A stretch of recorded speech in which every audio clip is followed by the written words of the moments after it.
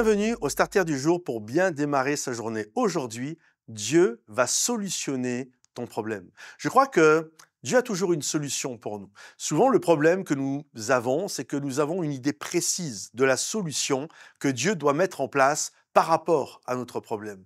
Et on doit comprendre que Dieu est Dieu et il est sur son trône et il fait ce qui lui plaît. Et parfois, la solution que Dieu a envisagée pour toi est celle que tu as pensée, était celle que tu avais planifiée. Mais tu dois comprendre que parfois, la solution de Dieu viendra d'ailleurs, viendra de quelque chose que tu n'as pas imaginé. Ce n'était pas la solution que tu voulais, mais Dieu, peu importe, trouvera toujours une solution pour toi.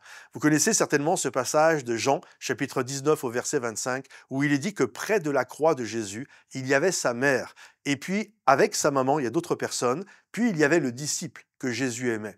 Et certainement que si on avait demandé à Marie, alors que Jésus sur la croix, il n'est pas encore mort, il est en train de souffrir. Et si on avait demandé à Marie, Marie, c'est quoi pour toi la solution? Certainement que Marie, même si elle connaît la réalité de qui est Jésus et de son appel, c'est une maman avant toute chose. Elle aurait certainement répondu, moi la solution, faites descendre Jésus de la croix.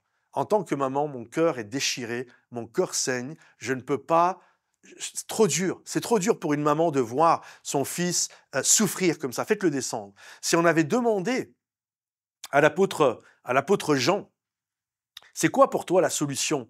Jean est très jeune à ce moment-là. Nous, souvent, on l'imagine avec la grande barbe blanche, en train d'écrire l'Apocalypse. Mais ça, c'est des dizaines et des dizaines d'années plus tard sur l'île de Patmos. Là, c'est quelqu'un de très jeune. Il a peut-être 18, 19 ans, l'apôtre Jean, quand Jésus meurt sur la croix.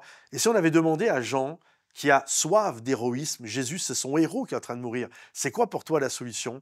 Il aurait certainement répondu, faites descendre Jésus de la croix. J'ai encore des aventures à vivre avec mon héros. Oui, mais voilà. La solution de Jésus n'était pas qu'il descende de la croix, mais qu'il meure sur la croix, afin que quiconque croit en lui ne périsse pas, mais qu'il ait la vie éternelle, pour que je puisse être pardonné, que tu puisses être pardonné, guéri, restauré, que tu puisses être relevé, que la grâce de Dieu se manifeste dans notre vie.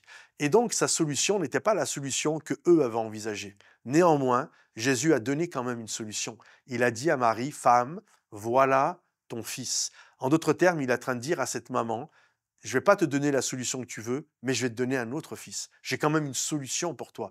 Et la Bible nous dit que Jean va la prendre chez lui. Et Jean, qui de mieux qu'une maman pour consoler le cœur d'un jeune garçon?